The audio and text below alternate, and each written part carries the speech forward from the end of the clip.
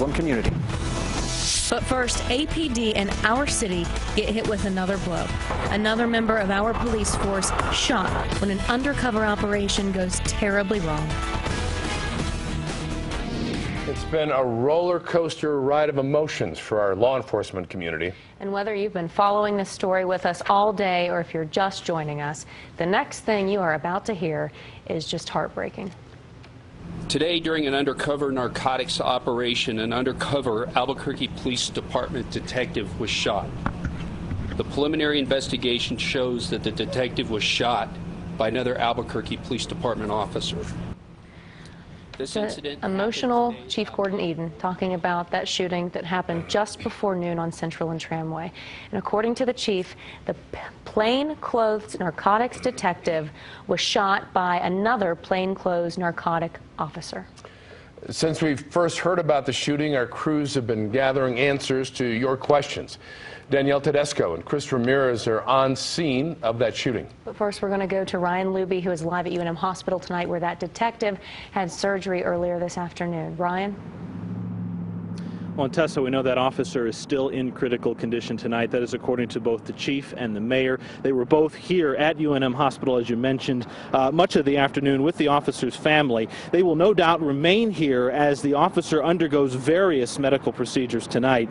Now, we spotted a couple of APD units parked behind the hospital this afternoon, the back emergency entrance. That gives us an indication there are a number of APD personnel here. Now, we don't know the officer's name just yet, and we may not because he's undercover. But the chief says the officer has been with the department for a number of years. The mayor and a visibly emotional chief said they want to thank everyone here at the hospital, those caring for and working with this officer, and they are asking for your prayers tonight. This is a tragedy day in our city and for this department. This is not a phone call any family ever wants to get or that you ever want to get as a mayor. So we're just asking our... Well, back out here live once again at UNM Hospital, the officer shot, this is where the officer who was shot by his fellow officer remains tonight. Now, as soon as we learn anything new about this officer's condition, of course, we will bring it to you. But for the time being, again, we know that he is in critical condition. More updates as we get them. For now, we are live at UNM Hospital. I'm Ryan Luby, KOB Eyewitness News 4. But for now, we're going to send it over to Danielle Tedesco, who is live at the scene where this all took place. Danielle? Ryan, the scene out here at Tramway and Central has completely disappeared. No more police presence. They have taken the crime scene tape down. The McDonald's is back open. The mobile crime lab's all gone now. But the chief said they are still working to figure out exactly what happened out here and what led to the APD officer shooting the detective. We do know the two were working undercover in plain clothes, as we have mentioned, on a narcotics operation this morning. And that shooting happened just around 11:40. The two suspects involved in that narcotics operation are in custody. Again, as Ryan mentioned, that officer, that detective hit, is in critical condition at UNM Hospital. Beyond that, the chief did not have many details for us. We're pushing for more updates, and we will stay on this story for the latest. For now, live at Tramway and Central, Danielle Tedesco, KOB Eyewitness News 4. That shooting had an audience of people as it happened in a busy part of town.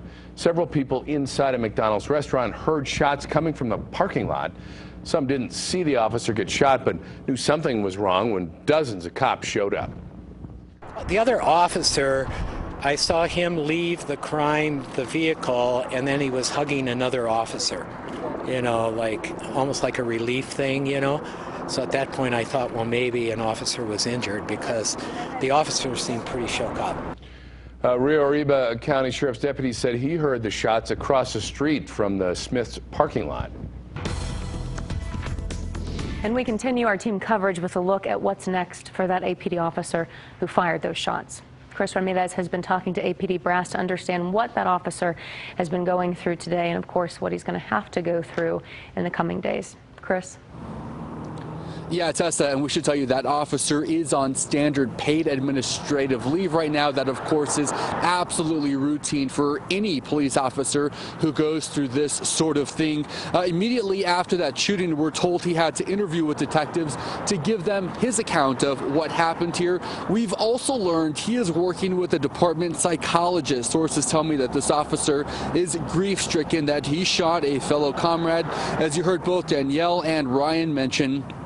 Both officers were undercover, both in plain clothing, no uniforms. Now, at this hour, APD has not released that officer's name. Again, as Ryan mentioned, we may not know his name because he is an undercover police officer.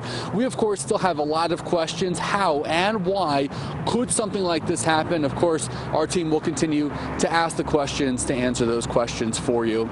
We're live at Tramway and Central for tonight. Chris Ramirez, KOB Eyewitness News 4. We're only about a week into the new year, and already there have been 2 shootings involving APD officers.